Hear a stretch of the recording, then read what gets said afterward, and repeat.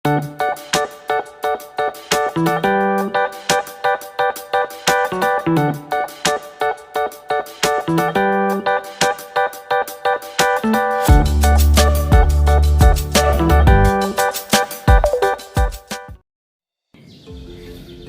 mitigasi bencana adalah serangkaian upaya untuk mengurangi risiko bencana, baik melalui pembangunan fisik maupun penyadaran dan peningkatan kemampuan menghadapi ancaman bencana.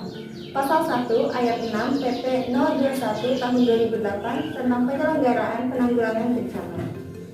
Selanjutnya, bencana adalah peristiwa atau rangkaian peristiwa yang mengancam dan mengganggu kehidupan dan penghidupan masyarakat yang disebabkan baik oleh faktor alam dan atau faktor non-alam maupun faktor manusia, sehingga mengakibatkan timbulnya korban jiwa manusia, kerusakan lingkungan, kerugian harta benda, dan dampak psikologis. Selanjutnya, tanah longsor adalah salah satu jenis bencana alam yang kerap terjadi di Indonesia selain gempa bumi, banjir, kekeringan, dan angin topan. Badan Nasional Penanggulangan Bencana atau BNPB mendefinisikan tanah longsor sebagai salah satu jenis gerakan massa tanah atau batuan ataupun pencampuran keduanya yang menuruni atau keluar lereng akibat terganggunya kestabilan tanah atau batuan penyusun lereng.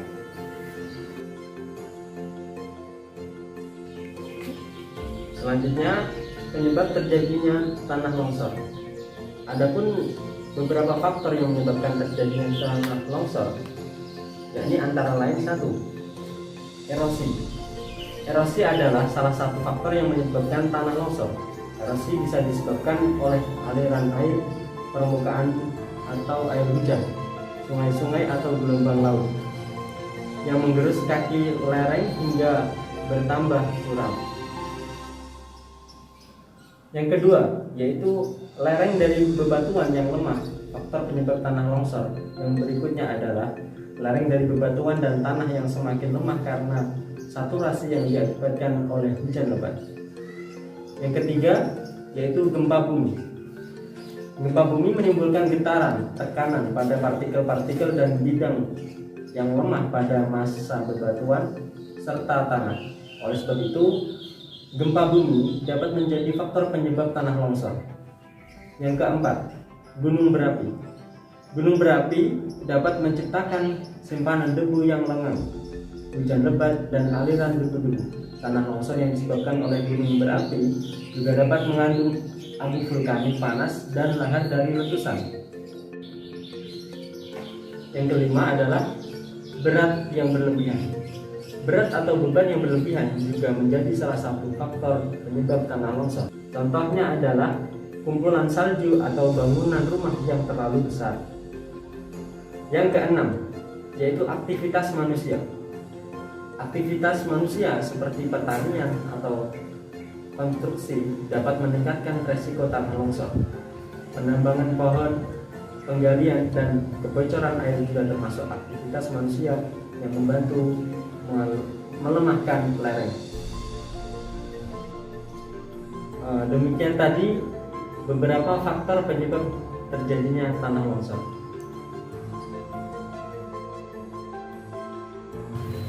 Berikut ini kejadian tanah longsor di Kelurahan Lemongsari pada tahun terakhir ini, yaitu pada tahun 2015 sampai tahun 2020.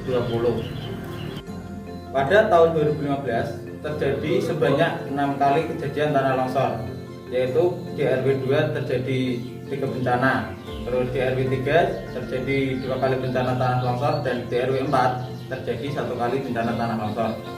Kemudian pada tahun 2016 terjadi sebanyak 4 kali dan semuanya itu ada di RW 3. Kemudian pada tahun 2017 terjadi sebanyak 4 kali, yaitu di RW 1 ada 1 kali dan di RW 3 ada 3 kali.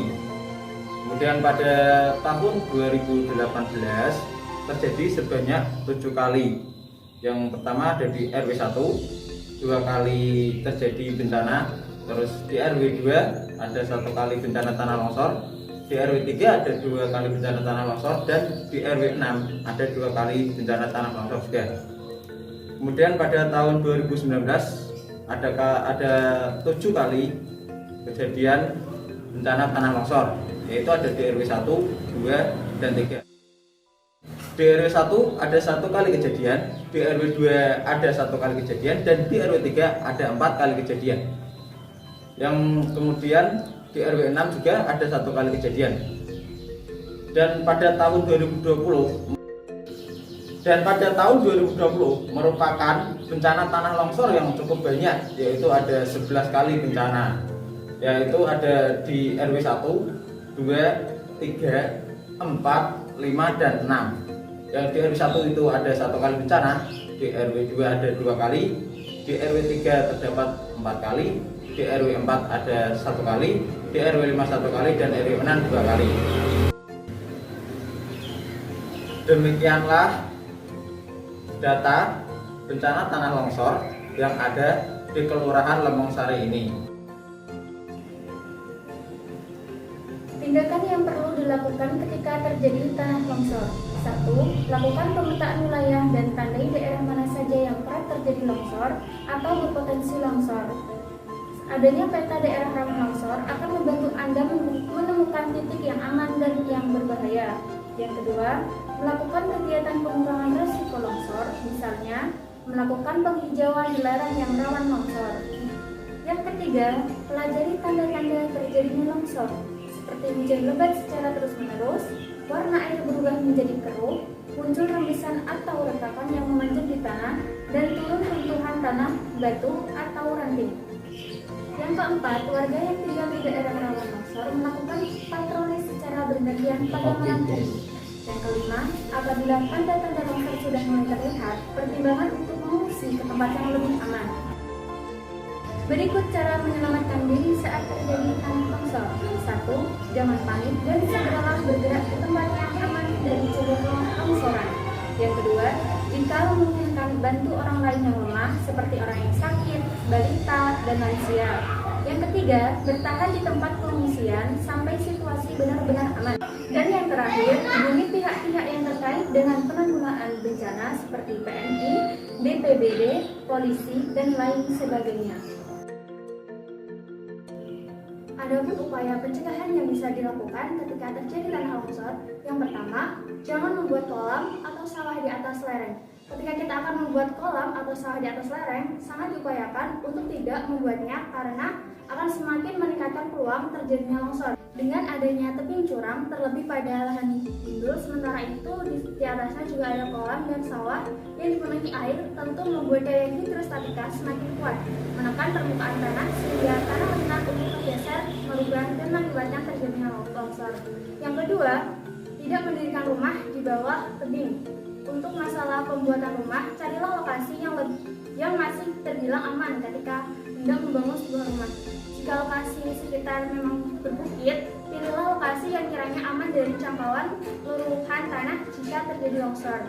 Usahakan lokasi bangunan sejauh mungkin dari kaki tebing. Contoh, jika tinggi suatu tebing 100 meter, maka usahakan lokasi rumah atau bangunan berjarak minimal 250 meter dari kaki lereng, sehingga apabila terjadi tanah longsor tidak akan mencapai bangunan tersebut. Yang ketiga, jangan menebang pohon di sekitar lereng. Jika kita akan menebang pohon di sekitar lereng, tentunya tidak patut jika melakukan penebangan pohon yang berada di area lereng atau tebing. Banyak yang tidak mengetahui bahwa semakin banyaknya pohon, maka semakin kuat dan stabil suatu tanah, karena akar-akar di pohon-pohon tersebut menyebar dan saling bersinggungan, sehingga bisa membantu tanah tidak mudah longsor karena akan menjadi penahan tanah. Yang keempat, jangan memotong tebing secara tegak lurus. Ketika ingin menggali tanah dalam jumlah besar untuk keperluan tambang atau lainnya, maka sebaiknya jangan langsung memotong badan lereng secara tegak karena akan mengurangi daya penahan tanah terhadap tanah yang berada di atasnya. Yang kelima, tidak mendirikan bangunan di sekitar sungai. Semakin tinggi jarak antara bibir tebing terhadap sungai, maka akan semakin besar peluang terjadinya longsor. Terjadinya erosi tanah tidak langsung, namun tanah yang terus tergerus oleh erosi tanah akan menyebabkan semakin habisnya tanah yang ada di sekitar sungai.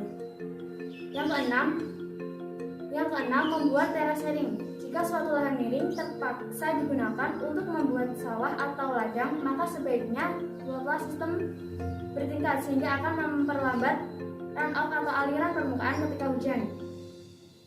Yang ketujuh, melakukan upaya preventif dengan cara mengecek apakah retakan. Ulangi dari 7. Yang ketujuh, dengan cara mengecek apakah terdapat retakan pada tanah. Jika ditemukan, segera tutup celah retakan itu dengan tanah lempung supaya tidak banyak air yang masuk ke dalam celah retakan tersebut. Selain itu, dengan menjaga kelestarian vegetasi di sekitar tepi juga menjadi salah satu upaya pencegahan yang terbukti efektif.